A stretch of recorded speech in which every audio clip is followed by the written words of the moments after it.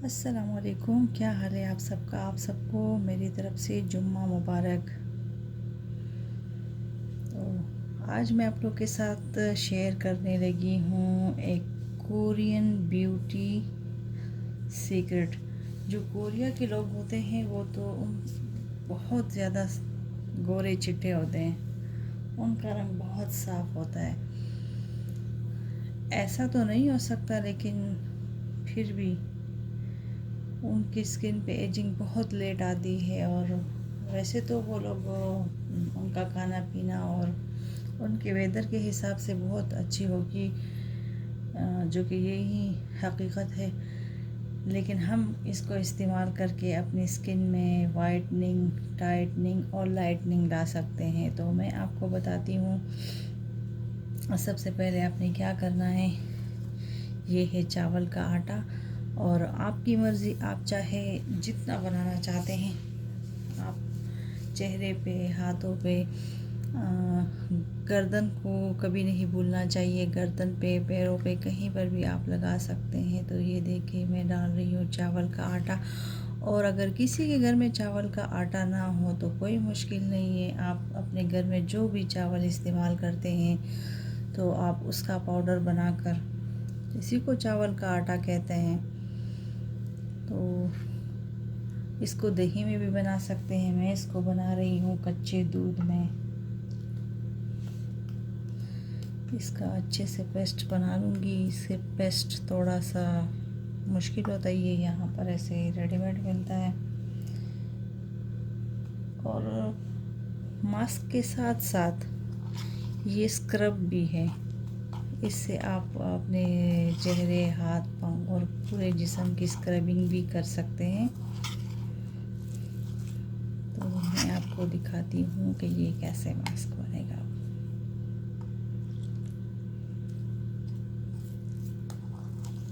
जो नेचुरल चीज़ें होती है उनको ज़्यादा टाइम इस्तेमाल करने के बाद अच्छे रिज़ल्ट मिलते हैं, ठीक है। ये नहीं होता कि आपने अभी लगाया और आपको अच्छा लगा, आपकी स्किन वाइट हो गई, टाइट हो गई, तो ऐसा नहीं है कि ये हमेशा के लिए रहेगा।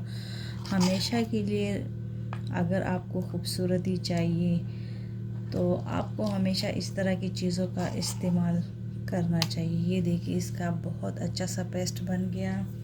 अब मैं आपको एक और चीज़ बताती हूँ।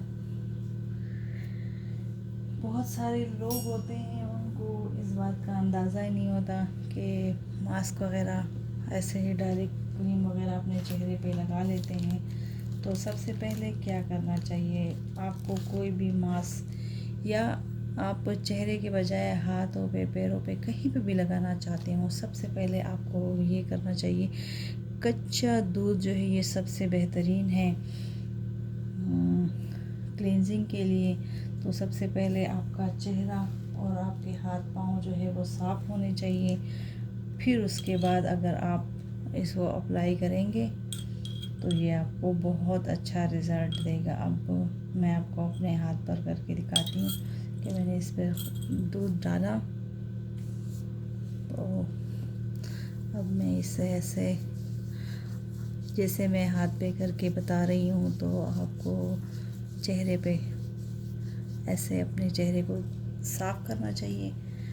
इसमें जो भी गंदगी और मैल वगैरह होगी, इससे ज़्यादा अच्छा जो है फेस क्लींज़र हो ही नहीं सकता। और फिर ख़ास कर कच्चा दूध या फिर ठंडा दूध। तो आप देख सकते हैं मैंने अपने हाथ को अच्छी तरह से साफ़ किया। और अब इसके ऊपर मैं इसको अप्लाई करती हूँ। जो इस तरह की चीज़ें होती हैं घरेलू, तो इसको बना के आपको थोड़ी देर के लिए इसको रेस्ट देना चाहिए। ये 5-10 मिनट, आधा घंटा तक पहले आप इसको बना कर रखें। और अभी गर्मियों का मौसम है तो आप फ्रिज में रखें और फिर ठंडा ठंडा आप अपने चेहरे पे लगाएं तो आपको बहुत अच्छा लगेगा।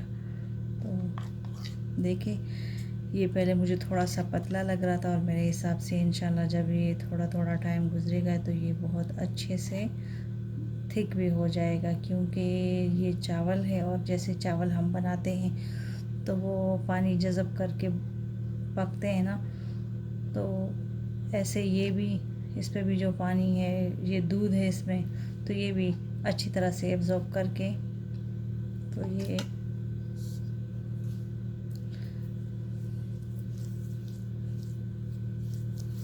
एकदम से गाढ़ा हो जाएगा।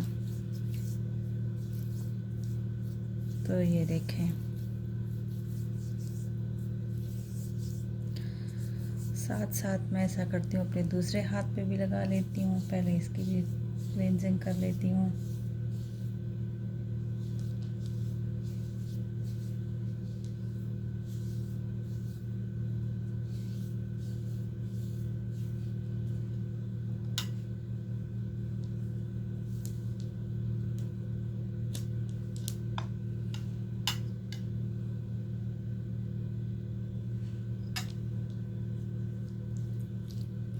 जब ये सूखेगा तो ये थोड़ा कड़क कड़क आपको महसूस होगा। अब देखो, इस टाइम पे भी आपकी मर्ज़ी है कि आप लोग इस टाइम पे इसको थोड़ा सा मसाज करें, या फिर धोने के टाइम पे इसका थोड़ा सा मसाज करें। तो इससे जो हर इंसान की जो जिल्द है, जो हमारे जिस्म का हिस्सा है, जो भी हमारा जो चमड़ा है पूरे जिस्म का, ये हर 20-21 दिन से लेकर महीने में तो ये छिलके उतरते रहते हैं। इसको जो डेड स्किन हो जाती है, आम नॉर्मल लोगों को इसका एहसास नहीं होता। जो इस तरह स्क्रब वगैरह करती हैं उनको तो बिल्कुल भी पता नहीं चलता, लेकिन जब काफ़ी दिनों के बाद ऐसा करते हैं तो जो स्किन एकदम फ्रेश और नरम हो जाती है। तो इसकी यही वजह होती है कि ये जो डेड स्किन है ये उतर जाती है, और इस वजह से आपकी स्किन जो है वो बहुत फ्रेश और ख़ूबसूरत हो जाती है। जिसके चेहरे पे या हाथों पे, पाँव पे काफ़ी दिनों से डेड स्किन जमी हुई हो, तो इसकी वजह से वो बहुत बेरौनक और खुरदरे से नज़र आते हैं, बिल्कुल भी अच्छे नहीं लगते, उनमें बिल्कुल भी शाइन नहीं होती। तो ये टिप्स वगैरह आज़मा कर आप उनको अच्छा कर सकते हैं। तो देखते हैं, थोड़ी देर के बाद आपसे मिलते हैं जब ये खुश्क हो जाए। तो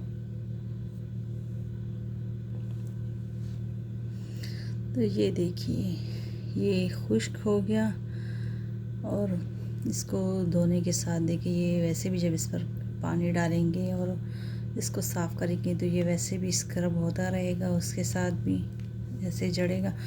और जब आप ऐसे मास्क लगाएं तो देखें, जैसे मैं ऐसे अपने हाथ को ऐसे कर रही हूँ ना, जैसे लाइन सी बन रही है। तो जब आप लोग चेहरे पर ही अप्लाई करें कुछ भी, तो उस वक्त आपको बात बिल्कुल भी नहीं करना चाहिए, क्योंकि इससे फिर आपके चेहरे को और ज़्यादा नुकसान होगा और ज़्यादा लाइनें आएंगी बजाय सही होने के। तो ये आपको इस वक्त करना चाहिए जब आप रेस्ट कर रहे हो। तो मैं ऐसा करती हूँ। देखो, ऐसे बहुत फ़र्क आया है मेरे हाथों पे। इसको ज़्यादा से ज़्यादा 5 मिनट भी नहीं हुए होंगे। तो मैं अभी इसको धो के आती हूँ और आप लोग के साथ इसका रिज़ल्ट शेयर करती हूँ। तो ये देखिए, मेरे हाथों का रिज़ल्ट बहुत ही नरम हो गए हैं और बहुत ही साफ़। तो मुझे तो बहुत अच्छे लग रहे हैं। तो इसके लगाने के बाद जब ये सूखेगा तो हो सकता है थोड़ी सी ड्राइनेस हो, और हो भी सकता है कि ना हो, क्योंकि दूध कच्चा है। तो मुझे तो अपने हाथ थोड़े से चिकने चिकने जो है महसूस हो रहे हैं कि, लेकिन फिर भी जो मैंने अपना होममेड जो मेरा मॉइस्चराइज़र है, अब मैं वो अप्लाई करूँगी अपने हाथों पे। तो ये इसी तरह से सॉफ्ट सॉफ्ट रहेंगे जब तक मैं कोई साबुन वगैरह जो है ये इस्तेमाल ना करूँ, जैसे कोई बर्तन धोने हो या कपड़े वगैरह। तो ये देखिए आप लोग रिज़ल्ट।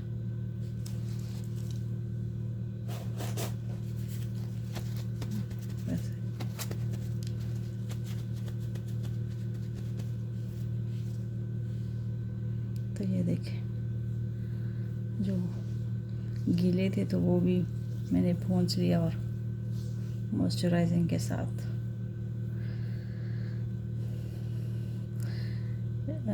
जो भी होममेड रेमेडीज़ होती है उसके साथ आपको ऐसे करना चाहिए कि जब भी आप लोग इस्तेमाल करें अपने चेहरे पे, तो ये ना हो कि जैसे अब आपने धोए तो आप जाके इसको धोने के साथ साथ इसको अपने चेहरे पे फेस वॉश लगा लें या हाथों पे हैंड वॉश से धो लें कि हाँ हमारे हाथ इससे साफ़ हो जाएंगे। तो नेचुरल चीज़ों के साथ इनकी ज़रूरत नहीं होती, आपको ऐसा नहीं करना चाहिए।